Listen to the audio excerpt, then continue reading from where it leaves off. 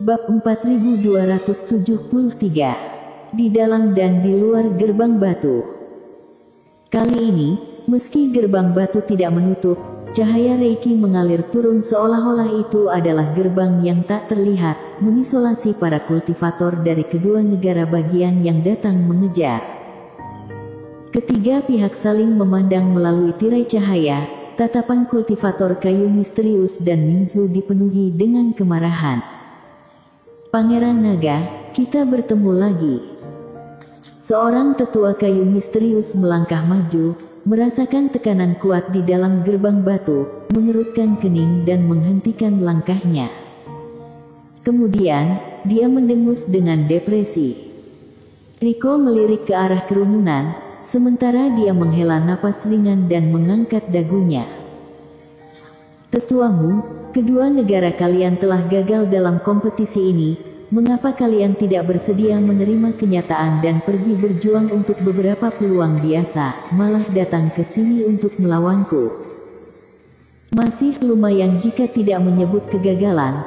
Ketika ini disebutkan, wajah tetuamu menjadi semakin jelek. Riko, jangan berpura-pura berbaik hati. Apakah kamu tidak tahu mengapa kedua pihak kami gagal? Kamulah yang menyarankan agar ketiga pihak bergabung. Kamu juga yang menetapkan aturan pada waktu itu. Alhasil klan naga sisikmu secara diam-diam menjebak kami, masih menyuruh kami menerima kenyataan. Benar, klan naga sisik mengingkari janji, menyebabkan kerugian besar bagi kami. Kami harus diberi penjelasan untuk masalah ini. Tetua Cui juga berteriak. Hehe, konflik harus diselesaikan bukan diperdalam. Baiklah, pangeran ini akan mendengarkan kompensasi apa yang kalian inginkan. Mungkin aku bisa menyetujuinya. Riko tertawa dan berkata, begini saja, kekuatan suci boleh diberikan kepadamu. Tetapi 70% dari sumber daya latihan kultivasi yang didapat oleh kalian, klan naga sisik, harus dibagi pada kayu misterius dan Minzu kami. Tetuamu merenung dan berkata, dan kali ini, harus dengan persumpahan darah leluhur. Terakhir kali, kedua negara bagian itu terlalu percaya pada kredibilitas klan naga sisik, sehingga terjebak dalam formasi. Bagaimanapun, kali ini harus membuat pihak lain bersumpah. Memberikan 70% pada kalian, bagaimana kalian akan membaginya? Riko bertanya. Ini bukan urusanmu, kamu hanya perlu menyerahkannya. Tetuamu mendesak dan berkata. Haha, Riko tertawa terbahak-bahak setelah mendengarnya. Kalian terlalu banyak berpikir. Aku hanya bercanda dengan kalian. Klan naga sisikku juga membutuhkan sumber daya latihan kultivasi, jadi aku tidak akan memberikan kompensasi apapun kepada kalian. Kamu, Riko, kamu berani mempermainkan kami. Kultivator kayu misterius dan Minzu marah besar setelah mendengar perkataan ini. Jadi kenapa jika mempermainkan kalian? Riko mencibir, merasa bahwa amarah yang terpendam di hatinya akhirnya memiliki saluran untuk dilampiaskan. Alasan mengapa kalian tidak mendapatkan apa-apa dan kalah dari klan naga sisikku, adalah karena kalian bodoh. Mencoba mendapatkan keuntungan dengan bekerja sama dengan klan naga sisik kami, yang menyinggung orang, kalian juga ingin mengambil keuntungan lebih dulu. Apakah ada hal sebaik itu di dunia ini? Jangan bodoh, harus mengakuinya jika mengalami kerugian, hanya akan lebih memalukan untuk mengejar sampai di sini. Alasan mengapa klan naga sisikku bisa mendapatkan begitu banyak keuntungan adalah karena kami pintar. Perkataan Riko membuat tetuamu dan yang lainnya gemetar karena marah.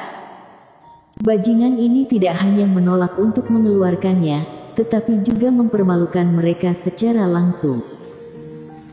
Baiklah, berbicara omong kosong kepada kalian karena ingin menunggu Reiki di istana menghilang. Sekarang aura telah menghilang, pangeran ini tidak akan berbicara lebih banyak lagi dengan kalian yang bodoh. Merasa jauh lebih lega, Riko juga melihat kembali ke istana. Di balik gerbang batu itu terdapat sebuah istana besar yang tak terlukiskan. Bahkan tidak berlebihan untuk menggambarkannya sebagai lapangan. Namun, sebelumnya ketika baru masuk ke dalam, energi bintang dalam istana sangat kuat, tetapi sekarang telah sepenuhnya hilang. Para kultivator segera melihat bahwa dalam istana tempat kabut spiritual menyebar, ada sebuah patung di masing-masing dari dua tiang, satu di sebelah kiri dan satu di sebelah kanan. Kedua patung ini tidak hanya diukir dengan jelas, garis di atas alis bahkan mencapai 2 garis. Dan di tengah-tengah istana, terdapat tungku perunggu yang sangat indah, di mana sebatang dupa tebal dinyalakan di atasnya. Apa artinya ini? Rico mengerutkan kening. Para junior, selamat kepada kalian karena telah mendapatkan kesempatan untuk mengambil kekuatan suciku. Dan pada saat ini, suara Dewa Bintang tiba-tiba terdengar, penuh ketidakpedulian. Tetapi harus diingat, token hanya memberikan kalian kesempatan, mengenai berhak atau tidak untuk mengambilnya, tergantung pada kemampuan kalian. Di dalam istana yang disegel ini, orang luar tidak diizinkan masuk. Kalian dapat menunjukkan kemampuan sepenuhnya untuk berhak mendapatkan kekuatan suci. Ketika semua benda yang tersegel di sini telah dimusnahkan, kekuatan suci kelas atas milikku secara alami akan muncul di tempat ini. Tentu saja, jika kalian memasuki tempat ini secara kebetulan, tidak memiliki kemampuan sebenarnya, maka setelah dupa habis, istana ini akan terbuka sepenuhnya dan semua orang akan dapat bersaing untuk mendapatkan kekuatan suci. Meskipun kalian yang masuk terlebih dahulu, tetapi apakah kalian bisa memanfaatkan kesempatan itu tergantung pada kemampuanmu. Setelah mengatakan itu, suara Dewa Bintang tiba-tiba terhenti. Sebelum dupa ini habis terbakar, musnahkan 2 benda tersegel yang sangat kuat yang ditekan oleh patung di kedua sisi. Ekspresi semua kultivator klan naga sisik sedikit berubah. Sekarang mereka masih agak ketakutan setelah mendengar kekuatan iblis bintang putih sebelumnya. Dan kedua patung ini memiliki 1 garis lagi di antara alis, apakah lebih kuat dari iblis bintang putih? Kami juga memiliki kesempatan.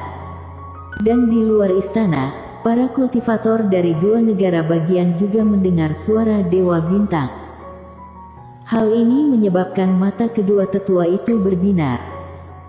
Dewa Bintang mengatakan dengan jelas bahwa selama klan naga sisik tidak menyelesaikan tantangan setelah dupa habis terbakar, bukankah kedua negara juga dapat berpartisipasi? Haha, Rico, kamu harus cepat. Kalian telah bekerja keras untuk mencapai tempat ini. Jika kalian tidak mampu menghadapi musuh, maka kekuatan suci akan menjadi milik kami. Tetuamu mencibir. Dia sengaja menggunakan cara ini untuk memberikan tekanan pada klan naga sisik dan yang lainnya. Kalian tidak perlu khawatir, kalian hanya bisa melihat kekuatan suci ini, dan ditakdirkan untuk menjadi milikku. Rico mencibir. Erik, perkataanmu benar, di balik gerbang ini, masih ada tantangan yang kuat. Di sisi lain, di sudut, bersembunyi di dalam ruang memurnikan obat, Erik dan Iblis Fu juga sedang berkomunikasi. Iblis Fu sedikit beruntung karena Erik tidak merebut token sebelumnya. Jika tidak, bahkan jika dia terbang jauh-jauh ke sini dan memasuki istana sendirian, dia mungkin tidak dapat menangani 2 benda tersegel yang kuat itu sendirian. Ya, bahkan botol penekan iblis tidak akan bekerja. Erik juga menggelengkan kepala. Jika itu adalah 1 benda yang disegel, dirinya dapat mengandalkan botol penekan iblis sebelumnya untuk menyelesaikannya secara langsung dan mengambil kekuatan suci. Tetapi meskipun botol penekan iblis memiliki 3 kesempatan, ketiga kesempatan tersebut tidak dapat digunakan secara bersamaan. Dan sambil menunggu, tirai cahaya di sini telah menghilang sejak awal. Jadi apa yang akan kamu lakukan sekarang? menunggu dan melihat seberapa kuat benda yang tersegel itu. Erik berkata dengan serius.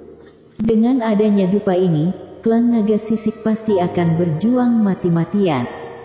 Yang terbaik adalah membiarkan klan naga sisik menghancurkan benda yang disegel di kedua sisi, kemudian aku akan keluar dan merebut kekuatan suci. Dewa Bintang telah mengatakan bahwa ketika ujian selesai, kekuatan suci akan muncul di dalam istana, dan bukan di dalam tangan Riko. Artinya seperti kasus di pinggiran jalan surga, ada kekuatan suci dalam kelompok iblis monster, tetapi orang yang membunuh iblis monster tidak menandakan bahwa dia satu-satunya yang berhak mendapatkan kekuatan suci.